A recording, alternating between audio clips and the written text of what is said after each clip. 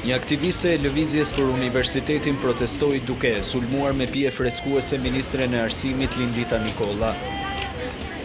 Incidenti ndodhi kur ministri i arsimit sapo kishte mbërritur në samitin e studentëve, ku mori pjesë dhe kryeministri Edi Rama.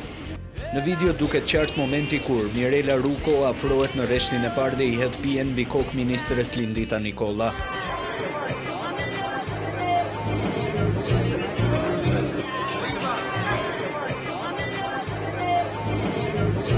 Në këto moment ndërhyn në rojet e sigurisë.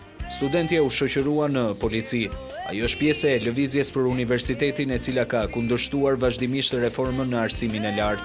Vajza me origjinë nga Fieri ka qenë e përfshirë dhe në incidentin ku makina e kryeministrit Edi Rama u sulmua me vezë. Ngjarja ndodhi në 2 nëntor të vitit të kaluar, teksa shefi i qeverisë po dilte nga Fakulteti i Shkencave Sociale në Tiranë, pas takimit që zhvilloi me përfaqësues të biznesit të vogël.